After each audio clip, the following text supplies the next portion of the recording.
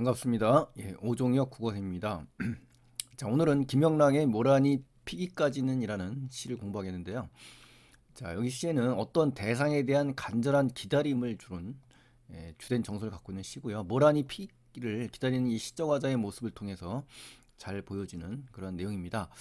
자, 내용 보시겠습니다. 첫 번째 부분에서는 이제 모란이 피기를 기다리고 있습니다. 자, 보세요. 모란이 피기까지는 나는 아직 나의 봄을 기둘리고 있을 테요. 이렇게 돼 있죠. 자, 여기서는 이제 뭐냐면은 이제 모란이라는 것은 주로 봄에 피는 꽃이고요. 여기서 나오는 보람이라고도 할 수 있습니다. 뒤에 보람이라는 단어가 나오니까요. 그리고 화자의 간절한 소망이죠. 기다린다는 걸로 볼 때. 그리고 아름다운 존재고요. 예. 그 다음에 기다림을 유발하는, 촉발시키는 그런 지향하는 가치가 바로 모란입니다. 이렇게 해서 중요한 핵심 뭐고요. 시정화자가 나왔죠. 나는 아직 아직이란 부사어를 통해서 어떤 대상에 대한 즉 모란에 대한 간절한 기다림을 부각하는 시어입니다. 그래서 나의 봄을 이 봄은 바로 모란에 대한 깊은 애정을 얘기합니다. 나의 봄 그렇죠? 그래서 봄이 그만큼 애정이 깊다라는 것을 의미하는 그런 시어입니다. 자, 기다린다라는 표현 여기서 이제 직접적인 정서가 드러났고요. 뭐뭐 할 테요라고 이제 이렇게 돼 있지 않습니까? 종결어미가. 자, 이렇게 끝나는 걸로 봐서 이제 굉장히 여성스럽고 예스러운 말투로 정의를 할 수가 있고요. 또 경건함과 대상에 대한 어떤 의지, 그렇죠? 반복, 그 반복법이 쓰였죠. 운율 이런 효과를 줍니다. 반복을 통해서 리듬을 주고 있다는 거 그것까지 확인을 해주시면 좋겠습니다. 자, 그다음에 두 번째 부분에서는요, 이제 모란을 이제 상실합니다. 그래서 서름에 지금 쌓여 있게 됩니다. 그래서 이 봄은 기쁨의 시간이자 오히려 또 상실의 시간인 역설적인 그러한 발상으로 내용을 전개하고 있으니까요. 역설적인 발상 이거 참고로 알아두시면 좋겠습니다. 자, 모란이 뚝뚝. 자, 뚝뚝이라는 단어는 어떻습니까? 큰 물체가 잇따라 떨어지는 소리. 그럴 때 뚝뚝이란 말 쓰는데 그만큼 정감의 깊이가 그렇다는 겁니다. 실제 소리라기보다는 어떤 정감의 깊이, 그쵸? 허망하고 공허하고 허무한, 그쵸? 그러한 것을 부각하는 그런 음성 상징어라고 볼 수가 있고요. 떨어지는 거니까 이제 하강적인 이미지이면서 그 버린 날이 지금 강조가 되고 있어요. 근데 여기서 이제 모란의 낙화를 의미하는 거고요. 그러니까 나의 상실감을 얘기했죠. 나의 봄이 지금 상실된 거죠. 그래서 이런 중의적인 의미가 있다는 걸 확인해 주시고요. 음성 상징어를 이용해서 화자의 보람인 이 모란이 떨어지면서 그 슬픔의 정서를 지금 환기하고 있다. 이렇게 정리하시면 되겠습니다. 자, 나는 비로소, 자, 비로소, 그렇죠? 이러한 부사어들 꼭 기억하셔야 됩니다. 봄을 여인, 봄을 이별하고 떠나보냈죠? 상실했어요. 그 서름에 잠길 때, 자, 서러움이고 슬픔이죠. 잠긴다는 것은 그러한 서러움으로 온통 뒤덮여 있을 것이라는 겁니다. 이 태요라는 반복적인 정결어미가 나옵니다. 비로소는 어떨 때 쓰죠? 그쵸? 어떤 계기로 말미암아 처음으로 이루어진 그런 것을 얘기할 때 쓰죠. 그제서야, 드디어, 마침내 뭐 이런 뜻입니다. 그래서 5월 어느 날 그 하루 무덥던 날 5월이라는 건 뭡니까? 봄의 마지막 달이자 끝자락에 있는 달이에요. 그래서 늦봄이라고 할 수도 있고요. 모란에 소멸하는 시기를 얘기하는 겁니다. 그래서 어느 날 그 하루 무덥던 날, 이 무덥다는 얘기는 실제로 덥기도 하지만 마음이 굉장히 짜증스럽고 절망스러운 그러한 심정도 담겨 있는 그런 시험입니다. 그래서 찐듯해서 참을 수 없을 정도의 아주 뜨겁고 후덥지근한 그런 시련이 있는 그런 날을 얘기하죠. 모란이 낙화되면서 이 절망감과 짜증스러운 날의 의미를 이 속에 담을 수가 있는 겁니다. 그래서 이런 시적 진실이라고 합니다. 과학적으로는 표현할 수 없는 시적에서만 살아날 수 있는 의미, 이게 시적 진실이거든요.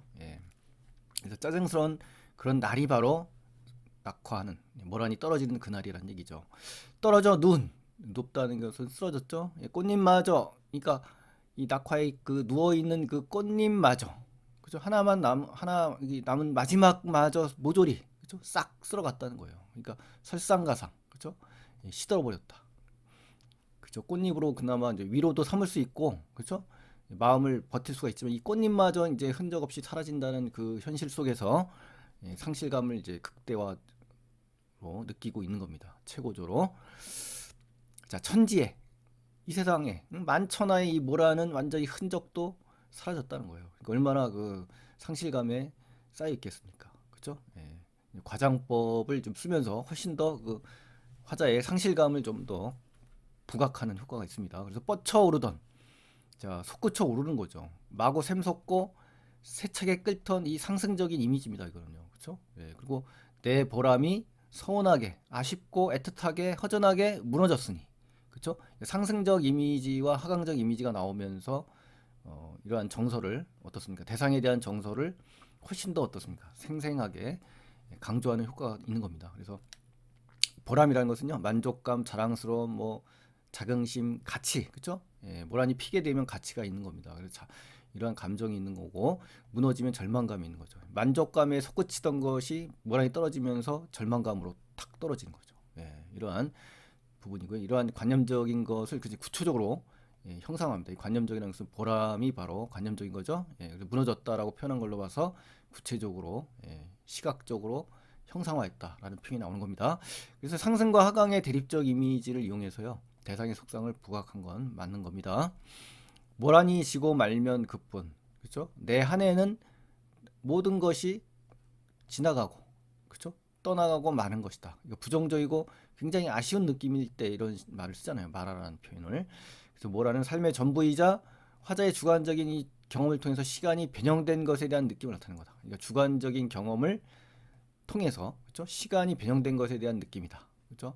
모란이 지는 것에 대한 주관적인 경험을 시간이 흘러가듯이, 그렇죠? 예, 이렇게 해서 변형해서 표현했다. 이렇게 정리를 해주시면 좋겠습니다. 360날, 360날은 1년 동안 매일매일 슬픔의 깊이를 얘기하죠. 그렇죠? 한양, 늘 사투리입니다. 예, 섭섭해, 서글프고 안타깝고 서운해요. 그래서 우웁니다가 아니라 우엄내다라고, 김영락 특유의 시어의 조탁 또 음악성을 획득하는 그러한 효과를 주는 시어입니다. 그래서 360날은 이제 어떻습니까? 슬픔의 깊이를 수량화해서, 그렇죠? 수치화해서 강조하는 그러한 그 시어고요. 과장법이 들어간 겁니다. 하지만 보람과 자부심으로 360날을 해석하시면 안 됩니다. 아셨죠? 과장된 표현을 통해서 나라를 잃은 비의 정감, 이것도 이제 아닙니다. 그렇죠? 순수시기 때문에 나라를 잃은 비의 정감 깊이는 이렇게 해서 해석하시면 안 됩니다. 아셨죠? 자, 세 번째 부분입니다. 이제 모란이 다시 피기를 이제 기다리고 있어요. 모란이 피기까지는 나는 아직 기다리고 있을 테요. 그죠? 찬란한 슬픔의 봄을. 목적어가 뒤로 빠졌네요. 도치법이 쓰였고요. 역설적인 표현이죠. 여러분 잘 아실 겁니다. 역설법. 개화와 낙화 사이의 정서가 여기 이중적인 감정을 지금 환기하는 장면이고요. 복잡한 심정이 이 속에 들어있는 겁니다. 그래서 의도적으로 어순을 도치시켜서 주제를 강조하는 효과가 있고요. 화자의 보람인 모람이 다시 필 때까지 기다리겠다는 화자의 의지가 있는 겁니다. 의지가 없다고 하시면 안 돼요. 그래서 모란의 개화에 대한 간절한 기다림이라는 주제의식을 강조하는 효과가 있고요. 부정적 상황에 대한 화자의 극복 의지가 있다. 아주 중요합니다. 아셨죠? 극복 의지가 없는 게 아니라 체념하는 게 아니라 극복 의지가 있다라는 거 반드시 확인을 하셔야 됩니다. 자, 두 번째 페이지 가보실까요? 핵심 정리해 가시면요. 모란의 개화에 대한 간절한 기다림이 주제고요. 기원적이고 여성적이고 유미적이고, 유미라는 것은 아름다움만 추구한다. 그렇죠? 아름다움을 추구한다. 상징적 낭만적인 그런 성격을 갖고 있습니다. 자, 표현상 특징에는 첫 번째, 대상 자체보다는 대상에서 촉발된 주관적 정서의 표현이 좀 있습니다. 대상, 그렇죠?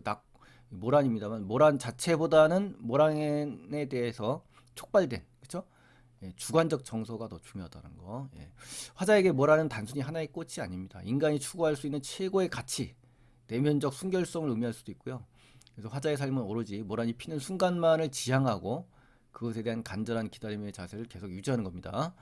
하지만 화자가 맞이한 봄은 지나가야 하는 봄이죠. 그렇죠? 자연의 섭리잖아요. 봄이 지나가면 모란이 피어난 것에 대한 환희, 기쁨도 사라지게 되는 거죠. 그래서 화자의 봄은 찬란하기만 한 봄이 아니라 슬픔의 봄이기도 하는 거죠. 그래서 찬란한 슬픔이 되는 겁니다. 그래서 역설적인 표현을 함축하고 있는 식구라는 것을 아시기 바랍니다. 자, 찬란한 슬픔의 봄이라는 이 모순 형용, 그렇죠? 모순되죠. 이 환희와 소멸로 인한 슬픔이 한데 섞인 이 화자의 이중적인 심정, 복잡한 심정을 드러내고 있는 거고요. 그 다음에 수미 상관식 구성 방식으로 주제를 강조합니다. 처음과 마지막에 유사한 식구를 배치해서 구조적 안정감을 더하고요. 처음과 끝에 유사한 문장이 대응되면서 안정감을 유지하고 있습니다. 수미 상응이라고도 합니다. 그래서 또 음성 상징어를 활용해서 모란이 떨어질 때 그 절망감이 효과적으로 드러난 단어 뚝뚝 부사어 있죠. 예. 자, 하나의 종교로 의미를 반복적으로 구사해서 어조의 통일성을 확보했다. 뭐뭐일 테요. 요거 또 목적어와 서술어가 바뀌어서 주제를 강조하는 도치법. 그죠? 예, 여기. 자, 그다음에 이제 의미상 모순된 수식어와 비수식어를 결합해서 낯선 느낌입니다. 역시 역설법. 예, 이렇게 해서 다양하게 출제될 수가 있습니다. 자, 화자는 내 보람이 서름으로 변화하는 경험을 통했죠. 그렇죠? 보람이 서름으로 바뀌었죠. 그런 경험을 통해서 상황에 대한 화자의 인식의 전환이 나타났다. 그렇죠? 인식의 전환이 나온 겁니다. 예, 보람이 서름으로 변화하는 경험을 통해서 슬픔을 느낀 거니까요. 자, 그다음에 이제 김영랑 시인 한번 굉장히 중요하죠. 김영랑 시인은 강진에서 의거하다가 경찰에 체포된 그런 일이 있었네요. 또 순수 서정시를 지향하지만 저항적 자세를 보여주고 있고요. 8.15 강복 이후에는 민주운동에 직접 참가한 그러한 이력이 있습니다. 자, 그래서 이제 김영랑 씨도 한 13개 됩니다만 주제라도 이렇게 정리를 해주시면 훨씬 더 김영랑의 어떻습니까? 경향을 읽을 수가 있는 거죠. 그렇죠? 그래서 전부 중요합니다, 여러분. 아셨죠? 꼭 한번 공부하시거나 주제라도 정리해 주시면 좋겠습니다. 자, 그다음에 이제 표현상 특징에 가시면요. 공간의 변화에 따른 정서의 변화. 공간의 변화 안 나옵니다. 또 음성 상징어 나오죠? 맞습니다. 상실감을 드러내는 거예요. 또 동일한 식구의 반복을 통해서 주제 의식 강조. 맞습니다. 자, 그다음에 색채 대비 안 나옵니다. 상승 이미와 하강 이미지는 나옵니다. 역동적인 거 아니죠. 그렇죠? 또 자연물을 통해서 지향하는 바 맞습니다. 반복 순환적 질서 그렇죠.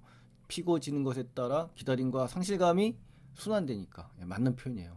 또 종교러미가 반복되면서 리듬감 맞습니다. 구체적인 수치 드러냈죠. 나왔습니다. 어순의 도치는 맞습니다. 상황의 긴박감은 아닙니다. 그렇죠? 강조하는 겁니다. 의미를. 또 흑백의 대비 안 나옵니다. 가상의 상황을 통해 가상의 상황도 나오지 않지만 자기 반성도 안 나옵니다. 그렇죠? 아름다움을 경험하는 주제를 직접 노출했죠. 직접 노출했습니다. 한정된 시간 동안 존속하는 속성이 아름다워. 그렇죠? 봄이 피는 그 한정된 속성. 특정한 계절적 배경 맞습니다. 봄입니다. 자, 그다음에 두 번째 편상 특징. 두 개로 나뉘었어요. 길어서 서름은 나의 봄을 경험하지 못하게 방해한 요인 아니죠. 그렇죠? 그냥 모란이 떨어져서 느낀 감정이에요. 내 한 해는 다 가고 말하라는 것은 뭡니까? 삶에 차지하는 비중이 크다. 그렇죠. 화자의 경험이 중요하다. 이거죠. 찬란한 슬픔의 봄은 나의 봄에서 경험할 수 있는 강렬한 정서 맞습니다. 강렬합니다. 대화 형식 아니고요. 19반복 맞습니다. 역설법 맞아요. 일반적인 문장 성분 도치법 맞고요. 작품의 수미상관식 맞습니다. 계절적 배경 맞습니다. 봄이죠. 반어적 표현 아니에요. 역설적 표현이 나오고요. 암담한 시대도 아니에요. 대상의 변화에 차관해서 시선을 구체화했다. 그렇죠. 맞습니다. 화자의 시선 안 나옵니다. 이동. 청각 안 나옵니다. 공간 이동 안 나와요. 자연물과 인간의 속성 대비 안 나옵니다. 아셨죠? 이렇게 해서 OX로 확인하셔서 더 다지시기 바랍니다. 자, 보기를 통한 감상인데요. 첫 번째, 모란이 피고 짐을 통해서 기쁨과 절망에 빠지면서도 또다시 모란이 피기를 기다리죠. 이러한 부사어를 통해서 화자의 감정이 더 강조된거든요. 그래서 확인해 볼까요? 일본의 뚝뚝이라는 부사어는 어떻습니까? 안타까움을 강조하고 비로소는 어떻습니까? 상실감을 강조하고 있고요. 구행에 다가 나오거든요. 전부 불안감이 아닙니다. 그냥 내 한 해는 다가고 만다는 것은 모란이 피지 못할 것에 대한 불안감이 아닙니다. 자기의 전부가 사라졌다는 얘기를 하는 거죠. 그죠? 한양은 모란을 보지 못한 것에 대한 화자의 슬픔을 강조하는 효과가 있고요. 아직은 모란이 피기를 기다리는 화자의 간절함을 강조하는 겁니다. 중요한 부사어입니다. 이 아직 반드시 확인해 주시고요. 좋은 문제입니다. 자, 4페이지 가보겠습니다. 4페이지. 자, 편상 특징이 또 있네요. 굉장히 많죠. 개인의 체험이 역사적 체험 아닙니다. 화자의 감정 절제된 게 아니라 드러납니다. 직접. 또 자기 성찰 아니에요. 깨달음 아닙니다. 낙화의 원인이 구체적으로 나온 거 아닙니다. 몇 떨어졌는지 안 나오죠. 서리적 표현 안 나옵니다. 점층적 강조도 안 나옵니다. 순환적 구조예요. 순환적 구조. 이걸 긍정하는 겁니다. 의문문의 형식 아닙니다. 안 나와요. 떠나간 대상에 대한 화자의 슬픔 맞습니다. 그렇죠? 낙화. 공간 이동 안 나오고요. 과거 성찰 안 나옵니다. 단지 떠나간 대상에 대해서 동경과 그리움이 나옵니다. 또 이상과 현실의 괴리로 화자의 체념 아닙니다. 체념하는 게 아니라 찬란한 슬픔을 기다리겠다고 극복 의지가 나옵니다. 또 가상의 상황 설정 안 나옵니다. 이렇게 해서 OX를 확인하셔서 여러분 혹시 시험에 내신이라든가 수능에 대비할 수 있는 그런 힘을 갖기 바라는 의미에서 OX를 해봤습니다. 자, 그래서 오늘은 김영랑의 모라니 피기까지는 공부했고요. 도움이 되셨다면 구독 버튼 안 누르신 분들은 눌러주시고요. 다음 시간에 또 뵙겠습니다. 감사합니다.